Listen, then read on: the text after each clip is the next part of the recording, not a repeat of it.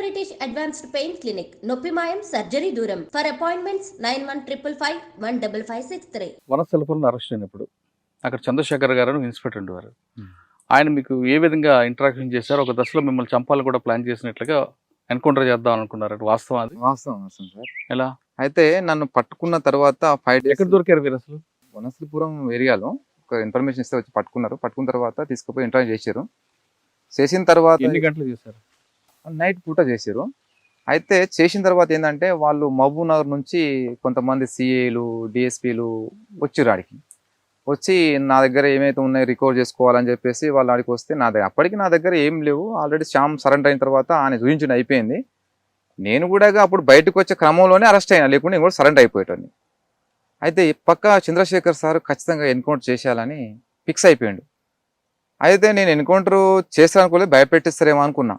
కానీ అక్కడ నుంచి ఒక 3 vehicles తీసుకొని అక్కడ నానక్ నగర్ అని ఒక యాచారం సైడ్ ఒక ఫారెస్ట్ తీసుకెళ్ళాను. అయితే తీసుకెళ్లేటప్పుడు మజీద్ అనే సిఐ నాతో పాటు ఉన్నాడు పక్కన. నాలుగు ఫోన్లలో మాట్లాడుకుంటుంటే నాకు డౌట్ వచ్చింది. డౌట్ వస్తే మజీద్ సిఐ సార్ని అన్నా, సార్ ఎక్కడ తీసుకెళ్తారు సార్ అని చెప్పిన. ఎక్కడ లేదు, అక్కడ వేరే సార్ ఉన్నాడు, నిన్ను తీసుకురమ్మాడు, చూపించి మళ్ళీ రిటర్న్ తీసుకొస్తున్నాడు. పక్కన కిషన్ ఉన్నాడు, ఇప్పుడు ప్రజెంట్ చేవెళ్ళ డిఎస్పీ, అప్పుడు ఎస్ఐ అని ఉండి సార్ అని భుజం మీద చేయిట్లా పెట్టి, సార్ ఎక్కడ తీసుకెళ్తారు సార్ అన్నా. సార్ చంపకండి సార్ అని చెప్పిన. ఏం లేదమ్మా, అట్లాంటిది ఏం లేదు, చంపడానికి కాదమ్మా, అందరూ వచ్చేసారు బయటకి, నిన్నెందుకు చేస్తారు, నిన్నేం చంపరమ్మా, ఓన్లీ అక్కడ సారు రమ్మన్నాడు, వేరే ఆఫీసరు ఆయనతో తీసుకురమ్మన్నాడు, పోయి మాట్లాడుకొని మళ్ళీ రిటర్న్ రావాలని చెప్పిండు. సరే తీసుకున్న తర్వాత మరి టౌన్గా అంటే ఇక్కడ టౌన్కు అనుకున్నా, కానీ పొలాల పొంటి వెహికల్ వెళ్ళిన తర్వాత మళ్ళీ అక్కడ నుంచి ఫారెస్ట్ ఉంటుంది, చిన్న ఫారెస్ట్. 3 vehicles అక్కడ పోయినాయి. అయితే అక్కడ పోయి నన్ను ఎవరిని కనిపించకుండా నా మధ్యలో ఒక 4 నడుచుకుంటూ నా తలకాయ క్యాప్ పెట్టేసి నన్ను ఎవరు గుర్తుపట్టకుండా ఫారెస్ట్ లోపల తీసుకెళ్ళిన తర్వాత వాళ్ళు ఏం చేస్తారంటే వాళ్ళ ఆర్డర్ కోసం వెయిట్ చేస్తారు. నాకు అర్థమైపోయింది, గట్టిగా పట్టుకోరు అని చెప్తున్నారు. అక్కడ వెపన్ లోడ్ చేసి పెట్టుకో అంటుండు ఎస్ఐకి. ఆల్రెడీ ఏకే లోడ్ చేసి పెట్టుకున్నాడు. ఎవరు? రవీంద్ర ప్రసాద్ అని. ఆర్డర్ ఇచ్చింది ఎవరు? ఆర్డర్ ఇంకా ఇయ్యలేదు, కొట్టాలని. సిఐ, డిఎస్పీ కాంతారావు, చంద్రశేఖర్, తర్వాత మజీద్, తర్వాత కిషన్, వీళ్ళు ఇంకో కొంతమంది, ఇక వేరే వాళ్ళ పేరు నాకు తెలియదు. డీసీపీ కాంతారావు కూడా వచ్చారా? వచ్చారు, ఆడికి స్పాట్ లోకి వచ్చినాడు డీసీపీ కాంతారావు, ఎల్బీ నగర్ ఉండే. వచ్చిన తర్వాత నాకు క్లారిటీకి అర్థమైపోయింది, నా కంటిల నుంచి ఒక చుక్క నీరు కూడా రావట్లేదు. కానీ నాకు అనిపించింది కదా, ఒక యుద్ధంలో డ్రెస్తోని యుద్ధంలో చనిపోతే నాకు ఆనందం అనిపించేది, ఇట్టిగా పట్టుకొని చంపితే నాకు ఏం సాటిస్ఫాక్షన్ అవుతలేదు నాకు. సరిగా చంపుతారని ఫిక్స్ అయిన తర్వాత అయితే చావు చూసినప్పుడు, అంటే ఒక సెకండ్లో, ఒక నిమిషంలో, ఒక సెకండ్లో ప్రాణం పోద్ది అనగా నేను ఆ దగ్గర చూసిన, సావు ఎట్లుంటూ చూసిన. కానీ నేను ఒకటే ఫీల్ అయినా కదా, సివిల్లో చంపేస్తారు, ఎన్కౌంటర్లోనో లేకుంటే ఇంకా దాడిలోనో చనిపోతే బాగుండేది డ్రెస్ మీద వెపన్ తోటి అని నేను అట్లా అనుకున్నా. తర్వాత ఇక ఎందుకంటే ఆడదాకా ఫస్ట్ చంపకండి సార్ అని చెప్పిన, ఇక ఆడదాకా తీసుకుపోయిన తర్వాత చంపకుండా ఉంటాడా? ఇక ఎంత మొత్తుకున్నా ఇక వద్దన్నా ఫిక్స్ అయిన తర్వాత ఇక చంపేస్తారు. ఇక అయిపోయిన తర్వాత ఇక ఆలోచన ఖాళీ ఉన్నా, గట్టిగా పట్టుకోమంటుండే, ఇక అటుకొని దూరం నన్ను చైన్లు పట్టుకొని అటు దూరం దొబ్బుతారు అనమాట. కొట్టేస్తారేమో అనుకున్నా.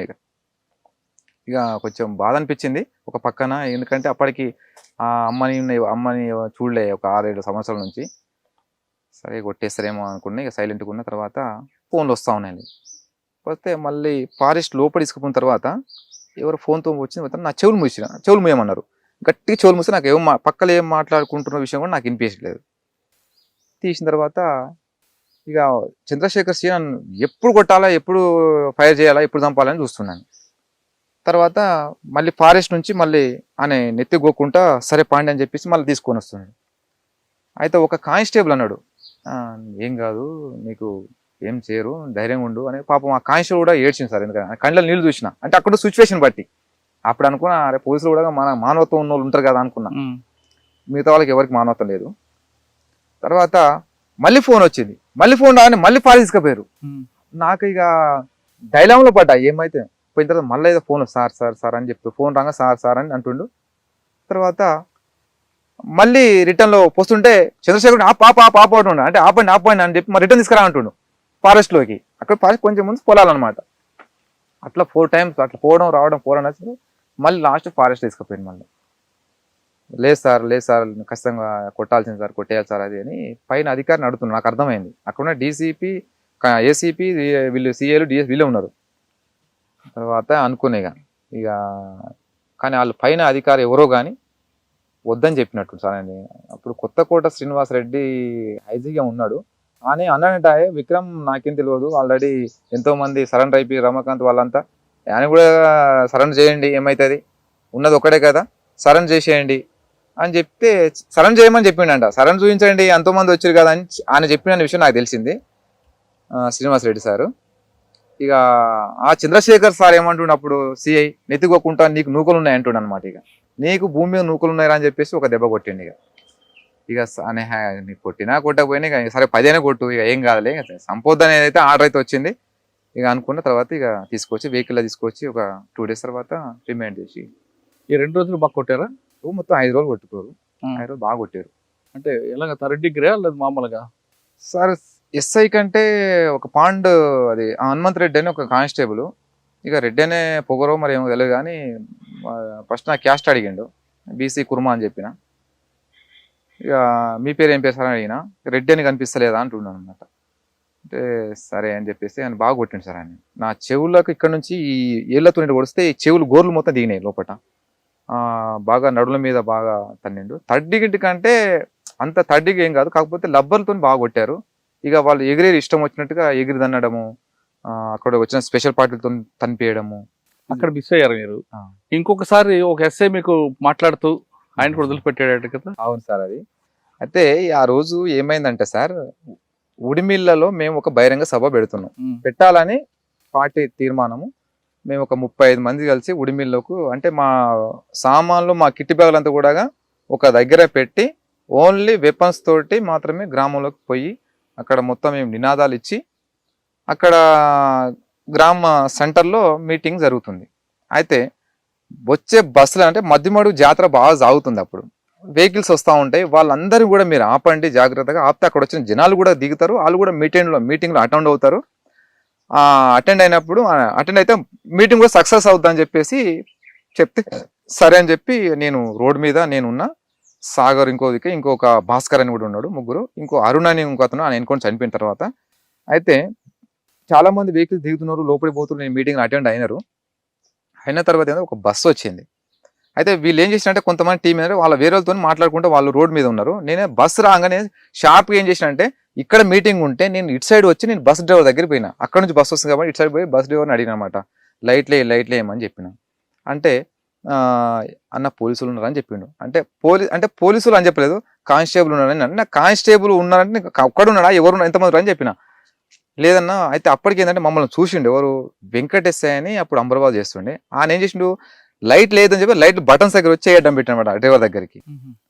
అంటే లైట్లు వేస్తే కనిపిస్తాం కదా, పోలీసులు కనిపిస్తారు కాబట్టి లైట్లు వేయకుండా వచ్చి ఆడ ఆపిండు. ఇక అక్కడ ప్రజలు ఉంటారు కాబట్టి వాళ్ళు ఫైర్ చేసారు, కానీ ఇక క్రాస్ ఫైర్లో ప్రజలు చనిపోతారని చెప్పేసి చేయనట్టున్నారు. అయితే నేను ఎప్పుడైతే డ్రైవర్ దగ్గరికి ఇట్లా అయిపోయినా, అయితే ఒక కానిస్టేబుల్ ఆల్రెడీ ఇట్లా వెపన్ తీస్తున్నారు పైకి అని ఫైర్ చేద్దామని. అప్పుడు నాకు డౌట్ వచ్చింది, అంటే ఒకటి కారు ఉంటుంది పక్కనే, ఇప్పలపల్లి రెడ్డిది. అయితే నేను ఎప్పుడైతే అన్న ఇట్లాంటి నేను ఈయన సాగర్ ఉంటే సాగర్ ఎనిమి అని చెప్పి నేను ఇట్లా కొంచెం కాదు అంటే ఇంకా వాళ్ళు ఫైరింగ్ పడబడి కొట్టాను.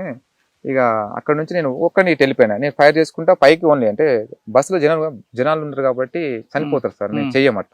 బస్సులో పోలీసులు మిక్స్ వస్తే చెయ్యము, మేము పైకి ఫైర్ చేసుకుంటా నేను ఒక్కని వెళ్ళిపోయిన తర్వాత వీళ్ళంతా ఎన్కౌంటర్ అయితే చెల్లచెదరైపోయి ఎక్కడైతే కిట్ బ్యాగులు పెట్టామో అక్కడ పోయి వీళ్ళంతా. నేను ఒక్కరిని మాత్రమే అడిలా చెట్టు మీద తెల్లారులో కూర్చొని, తెల్లారైన తర్వాత నేను ఎక్కడైతే మరి బ్యాగులు పెట్టినా అక్కడే కలవాలనేది మాకు ప్లేస్. అయితే ఆ ప్లేస్ కు నేను ఒక్కనే వెళ్తున్నా. ఒక్కనే వెళ్ళిన తర్వాత ఏమైంది, అప్పటికి వీళ్ళకి 7 గంటలకు ఎన్కౌంటర్ అయింది. వాళ్ళు కూడా వెళ్ళిపోయారు, ఎక్కడైతే మేము కలవాలనుకున్నామో కిట్లు పెట్టారో అక్కడ కూడా ఎన్కౌంటర్ అయింది వాళ్ళకు. అక్కడ ఎన్కౌంటర్ విషయం నాకు తెలియదు. అయితే వీళ్ళందరూ వెళ్ళిపోయారు. నేను కరెక్ట్గా 10:30కు అదే ప్లేస్కి పోయినా.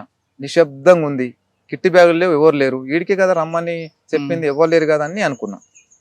అయితే పక్కల అడవి అనుకుని కొంచెం 1 ఎకరం పొలం ఉంటుంది, ఆ గొర్రెల మంది ఉంటుంది అనమాట. ఆ గొర్రెలు కూడా ఏం లేవు, మేకలు అంటే అప్పటి గొర్రెలు ఉండే. ఆ ఎన్కౌంటర్ ఫైరింగ్ భయపడి అందరు వెళ్ళిపోయారు, నాకు తెలియదు. ఇక పోయిన తర్వాత ఆకలి వేస్తుంది, తినటానికి ఉన్నాయని చెప్పేసి నేను ఇక వెప్పన్ అట్లా పెట్టేసి చెక్ చేసి చుట్టూ ఆ మంద చుట్టూ తిరుగుతున్నా, మూటలు గిట్లు ఉంటాయి కదా. ఇక వాళ్ళు మనుషులు లేకుండా మనం అయితే ఎవరు ఓపెన్ చేయము. సరే ఆకలేస్తుంది కాబట్టి దానికోసం అన్నా చేయాలని చెప్పేసి ఇక పోయి ఇప్పుతున్నా కాళ్ళు ఇట్లా కూర్చొని ఇప్పుతుంటే రొట్టెలు దొరికినాయి. అయితే వీళ్ళు ఎన్కౌంటర్లో వదిలిపెట్టిన సామాన్లు మొత్తం ఎత్తుకొని ఆ ఫారెస్ట్ నుంచి పొలంలో, ఇక పొలంకు బాటు ఉంటుంది ఇట్లా పెట్టుకొని వాళ్ళు వస్తారు అనమాట. నేను ఇట్టుకుంటే ఇట్లా చూసిన మేకలో ఏమో మంద చేస్తారని అనుకున్నా. అదే అంటే మండ చేస్తారు మేక పిల్లలకు. మళ్ళీ డౌట్ వచ్చి చూడనే ఎనిమి టక్కున వెపన్ అందుకొని, అది నాకు ఫైర్ చేయడం కవర్స్ కూడా లేవు, కిట్ బ్యాగ్ ఆడనే వదిలేసిన, అంటే ఆడనే ఉండే ఇక వదిలిపెట్టిన. వాళ్ళు ఎంబడే ఫ్యార్లలో అయిపోయారు. ఫ్యార్లలో అయిపోయి వాళ్ళు క్లియర్ కనిపిస్తున్నా, వాళ్ళు మొత్తం బ్రష్ లో కొట్టేస్తారు ఫైరింగ్. నేను ఒక 100 అడుగుల దూరం వరకు అట్లే నేను బెండన్లో చాలా షార్ప్గా వచ్చేసి ఫారెస్ట్ లో పడిన తర్వాత 2 అయిపోయినాయి. తర్వాత మళ్ళీ చిట్లంగుంట దగ్గరికి పోయినా. అక్కడ లంబాడ్స్ తింటారు, అక్కడ పార్టీకి బాగా సహకరించే వాళ్ళు. అక్కడ గుట్టలలో పొలాలు ఉంటాయి వాళ్ళకు. అయితే అక్కడి పార్టీ వస్తుంది ఏమైనా అయితే కూడా మళ్ళీ అక్కడ కలవచ్చు. అక్కడ పోయిన తర్వాత సాయంత్రం 3 గంటలకు వెళ్ళినా, అక్కడ ఒరినాటు వేస్తారు అందరూ. ఆడ చూసిరు నన్ను చాలా మంది. నేను చెప్పిన అన్నలకు అక్కలకు ఉండి, నేను ఇక్కడ నన్ను చూసినట్టు ఎక్కడ చెప్పకండి అక్క, అన్న మీరు వెళ్ళండి, నేను కూడా వెళ్ళిపోతాను మా వాళ్ళు వస్తే. అంటే సరే అన్న మీరు జాగ్రత్త ఉన్నానన్న, ఎందుకంటే పోలీసు కూడా తిరుగుతున్నారు, చాలా జాగ్రత్త ఉండండి, ఉడిమిల్లా ఇట్లా అయిందంట అని చెప్తే అవును అక్క అని చెప్పినాం. సరే తర్వాత వాళ్ళు వెళ్ళిపోయినా. అయితే ఆ పొలం వ్యక్తి ఒక అతను పాండు అని ఎస్టీ అతను, అక్కడ కొన్ని గొర్రెపిల్లలు ఉన్నాయి, ఆయన అక్కడనే పండుకుంటాడు, ఇంటి ఏం పోడు. అన్న నేను ఈరోజు ఇక్కడనే ఉంటా నైటు, ఒకవేళ పోలీసులు గిట్ట వస్తే, అంటే నేను ఫస్ట్ ప్రిపేర్ చేసి పెట్టినా, ఒకవేళ గిట్ట పోలీసులు వచ్చారు అనుకో, నేను తినేవనుకుంటా, నేను ఒక్కను, నా దగ్గర ఏం లేవు, వెపన్ డ్రెస్ మొత్తం నేను గుడిసెలో పెడతా, ఉరిగడ్డ గుడిసెలో పెట్టి దాని మీద కవర్ వేసేసిన, చిన్న మంచ. అయితే ఒకవేళ పోలీసులు వచ్చిన వాళ్ళు, నేను లుంగి ఉంటే లుంగి మాత్రం కట్టుకున్నా, బని కూడా ఏం లేదు. ఇక ఒకవేళ గిట్ట నన్ను పట్టుకురు అనుకో పోలీసు వాళ్ళు, మా జీతగాడ అని చెప్పు, ఏ ఊరు అంటే చిట్లంగుంట అని చెప్పు, గొర్రెల కాడ నేను పెట్టుకున్నా సార్ ఇట్లాగానే అని చెప్పంటే, అదే మాట నేను ఏ పేరు రాజు అని చెప్పమని చెప్పిన, ఏదో ఒక పేరు, అది కూడా చెంచోల అబ్బాయి అని చెప్పమని చెప్పిన, అట్లే అన్న అని చెప్పిండు. నైట్ వర్షానికి నిద్ర కూడా రాలేదు. ఇక తెల్ల ఇంకా అప్పటికి లేట్గా పండుకున్నాం. కరెక్ట్గా 5:30 6 అవుతుంటే అప్పుడప్పుడు బగబగ తెల్లారుతుంది, కుక్కలు మొలుతున్నాయి. ఈయన లేచిండు, ఎవరైతే నాకు ఉన్నాడో నాతో పాటుగా, అన్న లేనా మనోళ్ళు వచ్చి లే అన్నాడు. అనగానే లేచి టక్టక్ ఇట్లా కళ్ళు ఎదుర్కొని చూసిన, గుంపు మేము అట్లా రాము కదా, ఒక దగ్గరికి వస్తే మేము సింగిల్ గానా ఒక్కరా ఇద్దరం వస్తాం, అన్న వాళ్ళు మా వాళ్ళు కాదన్న వాళ్ళు పోలీసు వాళ్ళు అని చెప్పిన. టక్క అనగానే రౌండ్ అప్ చేశారు. ఇక చేయగానే ఏం నాయక్ ఏం చేస్తారు అనుకుంటా అని వచ్చిండు. వచ్చిన తర్వాత నేను అనుకున్నా, నన్ను ఆల్రెడీ ఇక్కడ చూసిపోయారు కాబట్టి ఇన్ఫర్మేషన్ ఇచ్చారు, ఖచ్చితంగా నన్ను రౌండ్ అప్ చేశారు. ఇక నేను ఛాయిస్ లేదనుకున్నా. ఇక ఎంత పొలము గంతాడు, ఒక 4 అడుగుల దూరంలో అడవి. అయితే వాళ్ళంతా ఎస్ఐ ఉండి నాయక్, అయితే అంతో పాటు 2 గన్మేన్లు ఉన్నారు. ఆ గన్మేన్లు ఏం చేశారు, ఎస్ఐ అన్నాడు అనమాట. అంటే ఎస్ఐ నాకు తెలియదు, అంతా జంగి డ్రెస్ లో ఉన్నారు. మిగతా వాళ్ళు ఏం చేశారు, లోటలు పట్టుకొని లేట్ రూమ్కి వెళ్తారు, అక్కడొకరు ఇక్కడ. అప్పుడు అనిపించింది, వీళ్ళు లేట్ రూమ్కి వెళ్తారంటే నన్ను పక్కా సమాచారం కాదు, జనరల్ గా వచ్చారని అర్థమైంది. నన్ను అడిగిండు, ఫస్ట్ నాయక్ని అడిగిండు, లంబడాన్ని అడిగిన తర్వాత, లేదా సార్ మా జీతగాడు సార్ అది అని చెప్తే నన్ను అడిగిండు. అట్లా కూర్చొని నేనే అట్లా కూర్చున్నా కింద, ఏకి ఇట్లా పెట్టుకుని ఆయన కూర్చొని ఏ ఊరు రాది అంటే, సార్ ఇట్లా మాది ఇట్లా ఉంటా సార్, ఇట్లా జీతం ఉంటా అంటే, మనం ఎంత క్లారిటీ చెప్పా అంటే కొంచెం మా లాంగ్వేజ్ నేను చెప్పిన, చెంచు లాంగ్వేజ్ చెప్పిన. తర్వాత మీ సర్పంచ్ పేరు ఏం పేరు అన్నాడు. అంటే ఈయన చెప్పిండు టక్కున, నిన్నాడు నాన్న బే అని చెప్పేసి వాడిని అడుగుతూ నీవెందుకు అంటావురా, నీవేం చెప్తున్నావురా అన్నాడు. అప్పుడు ఇటు రారా అన్నాడు. అనగానే ఇటు సైడ్ ఏమో ఎస్ఐ. అయితే అక్కడ గన్మెన్లు వచ్చిన వాళ్ళు కూడా దొడ్డికి వెళ్ళిపోయారు వాళ్ళు. అయితే మీ ఊరు సరిపోయి నీకేం తెలియదు అనుకుంటే వాళ్ళు దొడ్డికి వెళ్ళిపోయారు అనమాట. వాళ్ళు ఏమైనా ఉండి కొంచెం ఎంకరేజ్ చేస్తే ఇక దొరికేదేమో, అదే నాకు ప్లస్ పాయింట్. అయితే వాళ్ళు దొడ్డికి వెళ్ళిపోయారు, మీరు వెళ్ళండి నేను తర్వాత వెళ్తా అని చెప్పి ఎస్ఐ పంపించిండు. చుట్టుపక్కల మొత్తం వాళ్ళు ఉన్నారు, గ్రౌండ్స్ పార్టీ. ఇటు రా అనగా నేను లుంగి ఇట్లా లేచిన, ఇట్లా నాకు అడ్డం గుడిసె ఉంటుంది, ఇటు సైడ్ నేను చూస్తున్నా, ఆయన కనిపిస్తుంది నాకు. చుట్టూ చూస్తే పోలీసులు ఉన్నారు. నేను లుంగి కట్టుకున్నా. ఈయన ఈ నాతో పాటు ఉన్న ఆయన, ఆ పొలం ఆయన భయపడుతున్నాడు, వంతున్నాడు. అప్పటికి తడిచినాం మేము, నైట్ అంతా ముసురు కాబట్టి తడిచినాం. లుంగి కట్టుకొని మెల్లగా జంప్ అవుదామని చూస్తున్నా. అయితే మరి చుట్టూ వాళ్ళే ఉన్నారు. ఒకవేళ జంప్ అయినంటే ఎవరు జంప్ కారు కదా, ఫైర్ చేసేస్తారు అక్కడ, ఎవరు పారిపోరు కదా. ఆలోచించి సరే ఇదే జనరల్ చెకింగ్ సరే ఏదైనా కానీ అని చెప్పేసి ఇక చేతులు కట్టుకొని దగ్గర పోతే ఆయన భుజం మీద చేసిండు. ఏ ఊరు మళ్ళీ సేమ్ అడిగిండు, ఏ ఊరు ఏంటంటే మీ సర్పంచ్ పేరు అంటే ఈయన చెప్పింది గుర్తుంది కదా, అదే చెప్పిన మంచిగా అవద్దని చెప్పినాడు. సార్ మేము ఉండేది అడవిలో జీతం ఉండి బతాం సార్, మేము సర్పంచ్ ఎవరు కూడా మాకు కనీసం తెలియదు, మేము చెంచులం అని చెప్పిన తర్వాత చాలాసేపు మాట్లాడింది. సరే అని నా అయితే ఆ గుడిసెలకు ఇట్లా వెళ్ళటం ఇట్లా పోతున్నాను అనమాట. అయితే ఆయన బ్యాగ్ కూడా దాంట్లో పెడదామని వాన వస్తుంది. సార్ గుడిసెలకు ఆరుతుంది సార్, అక్కడ పెట్టకండి సార్, ఇటు పెట్టండి సార్ అని చెప్పిన. తీస్తే కింద పెట్టిండు. సరే నేను దొడ్డిపోయి ఇస్తాను, కిట్టు తడవకుండా చూసుకో అన్నాడు. సరే సార్ అని చెప్పిన. తర్వాత ఏం చేయాలబ్బా, సరే కిట్లో ఏముంటాయి, అదే వేపన్ అయితే తీసుకుని పోతుండే, కిట్ కాదు అది. సరే కిట్ అని చెప్పేసి సరే అని చెప్పేసి అట్లా ఇంక ఎట్లా డౌట్ అయితే క్లియర్ అయింది. కానీ ఎవరైనా మాజీలు ఎవరైనా వస్తారని గుర్తుపెట్టేవాళ్ళు. ఇక సరే అని చెప్పేసి ఇక దొడ్డిపోయి వచ్చిన తర్వాత నేను వెపన్ తీసి ఆ బ్యాగ్ మీద పెట్టిండు. లేచి కర్చీప్ తోటి ముఖం తుడుచుకుంటుండ అనమాట. నా టెస్ట్ చేస్తుండవు మరి ఏదో అనుకున్నా, మరి నా పక్కన పెట్టి మరి ఆడనే ఉన్నాడు. టక్కన తీసుకున్నాడు, మళ్ళీ తీసుకుని భుజాన్ని వేసుకున్నాడు. 20 నిమిషాల దాకా మాట్లాడు. మేమున్న దగ్గరికి ఒక 20 అడుగుల దూరంలో ఆ చెలుకోలు ముసలోళ్ళు ఉంటారు అనమాట. వాళ్ళేమనుకుంటారు, ఏ బియ్య వాళ్ళ బియ్య అంటే అన్నలు వచ్చారు కదా అంత మాట్లాడుతారని వాళ్ళు అనుకుంటారు అనమాట. పోలీసులు అనేసి వాళ్ళకి తెలియదు. అయితే ఆయన చేసిండు, అక్కడ మంట పెట్టారు అనమాట. అంటే మంటగడి కాపుకుంటా అని చెప్పేసి ఎస్ఐ అన్నాడు. అంటే ఆడ ఉరం పొంటి పోవడానికి బురద ఉంది. ఆ రోజే ఉరం వేసారు. సార్ అంతా బురద ఉంది సార్, అంతా పోతే అంతా బురద అంటుంది. అంటే ఏం పోతలే అని చెప్పేసి ఇక నాతోనే ఒక 20 నిమిషాలు 40 నిమిషాల దాకా ఉన్నాడు. నీకు ఇచ్చే జీతం ఎంత, నీవు మాతో పాటు రారా బాబు, మేము కూడా ఇంత తిప్పుకుంటాం, నేను కూడా ఇస్తా 10,000 నెలకు, సంవత్సరానికి 10,000 ఇస్తే నెలకు 10,000 ఇస్తా అని చెప్పిండు. సార్ మేము ఏదో పొట్టకూటి కోసం జీతం చేసుకుని బతున్నాము, మీతోటి మేము తిరిగితే మేము పని చేస్తాం, తిరగలేము సార్ అని చెప్తే ఇక అవి అడిగిన తర్వాత ఇక ఈయన అక్కడి నుంచి పోగానే అందరూ ఇక ఫార్మేషన్ లో రెడీ అయిపోయారు. మొత్తం 24 మంది అనమాట. అందరి దగ్గర ఏకేలు ఉన్నాయి, 2 వెనక SLR ఉన్నాయి. వాళ్ళు ఎప్పుడైతే పొలం ఇక్కడ దాటేసి కొండ మీదకి పోయి వాళ్ళు పాలిథిన్ కవర్లు దులుపుకుంటారు అనమాట. అప్పుడు అనుకుంటున్నా, అప్పుడు ఊపిరి పీల్చుకున్నా అని చెప్పేసి తర్వాత కనపడ్డాడు ఎస్ఐ. చెప్తాను చూడు. అయితే అక్కడి నుంచి నేను ఏం చేసిన, నాయక్ ఇవన్నీ వినే ఉండని, ఏది వెపన్స్ బ్యాగ్ అంతా వినే ఉండని, నేను పోయి మా వాళ్ళని కలిసిన తర్వాత మళ్ళీ వస్తా, వీళ్ళు వెళ్ళిపోయి అని చెప్పేసి నేను ఊరు బాట పట్టుకొని ఇట్లా వస్తున్నా, మెల్లె వస్తున్నా. మళ్ళీ ఏం పిలిచారు అంటే మళ్ళీ పిలిచారేమని భయం. సరే అని వస్తున్నా. ఎప్పుడైతే కొంచెం వాళ్ళకు నేను రేంజ్ దాటిపోయినా అప్పుడు పడి చక్కగా మళ్ళీ వంకేశ్వరం సైడ్ వచ్చినాను. అప్పటికి నా కోసం మళ్ళీ 4 టీం వచ్చారు.